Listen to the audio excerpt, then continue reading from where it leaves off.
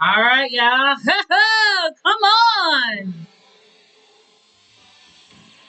This is Not Abuse No More with your host, Dr. and Evangelist K.L. Rich.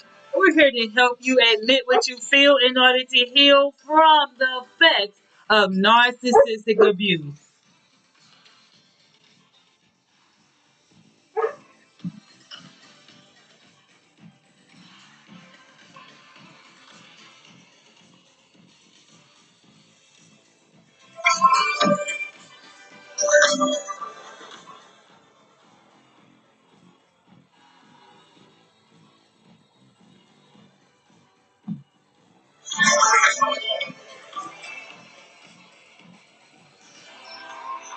How y'all doing today on this Friday morning, this lovely Friday morning? This is Dr. Rich, and I pray that you all are having a blessed, stress-free, narcissistic-free, abuse-free week so far, and that the remainder of this week will continue to be so as well. All right, as you all know, we are doing impromptu videos now. Impromptu, so that means that we're not on a regular schedule. I will pop in and out occasionally, and you will get valuable information within 15 minutes or less. And so let's just get right on to today's topic. And today we're talking about signs that you have a toxic family member. Signs that you have a toxic family member. Now, we know that there are no perfect families. Why? Because none of us are perfect. However, there could be someone that's causing more toxicity to the relationship or the family dynamics than normal. And so we're going to talk about that and see if you may have a toxic family member in your midst. Number one, they don't, or should I say, you don't like being around them. Do you have that family member that you just can't stand to be around? So if you have any of these feelings, then you might want to check and see maybe this is a toxic family member. You might dread being around them no matter what the occasion is. You might have intentions to leave earlier than normal because you're around this particular family member. The way that they treat you and others is quite unsettling. It could cause you to feel a certain way because of the way they treat people. They guilt you during conversations. That means that it's always never them taking responsibility for anything. They're always gonna blame it on you. You feel unsettled just by being in the same room. Have you ever been with someone and you just don't want to be in the same room with them alone, especially alone, because it's always some kind of drama with this individual? You worry about your own safety and the safety of others when you are around them. So these are just some of the things that could be taking place when you are around this particular individual. So you want to make sure that you always feel safe when you are around people. All right, another thing is you have constant or consistent blow ups with this person. This person may be very argumentative. You feel like you have to walk on eggshells around them so that you don't cause a fight. And I'm not talking about even just physical. I'm talking about verbally. So you may not be able to predict what sets them off. So basically, they can come out on come out of a bag on you on any given moment. They take everything that you say personally. The fights that you have are from unresolved issues within that person, misunderstandings. You walk around like you're on grenades when you're around them. You leave the conversation or the argument or debate with feeling drained and you feel manipulated. You notice that there are signs of gaslighting. So this is another thing that can cause you to know that you're dealing with someone that's toxic. And then they make personal attacks against your character during the argument. So they don't stick to the issue. They really try to make it personal. So that's another sign that you're dealing with a toxic family member.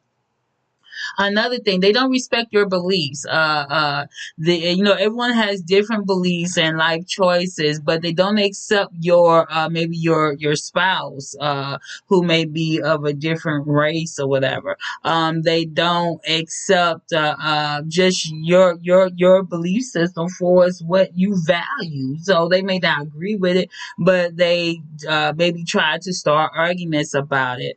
They have negative opinions about you publicly and even on social media. Again, that when you ask them to respect your beliefs, they don't want to adhere to that. Another thing is you feel a sense of aggression from this person. So this is another thing that may be a sign that you might have a toxic family member. Another thing is they make themselves the priority. They make themselves the priority. They think that everybody else is a peon compared to them. So they sabotage plans. If they can, they'll try to sabotage plans. They're never held accountable for their actions, the things that they do. They may rarely say thank you. Why? Because they feel entitled. Okay, they feel like even though you're making a sacrifice, they feel entitled. You find yourself doing things just for their approval or for their attention. You're generally disappointed in their response or their behavior and their inability to consider others. So they are very unempathetic. Another thing you will find is that they're abusive. They everyone breathes easy when this person isn't around, and if you find that your life is much more peaceful when you're not dealing with a person in your family, then that says a whole lot. They bully or harass you. They have little to no respect for your boundaries or your personal space. They are very controlling. They will physically or verbally threaten you, and you may have even had a physical attack from them. So they're very they have that bully mentality, whether it's physically or verbally emotional bullies.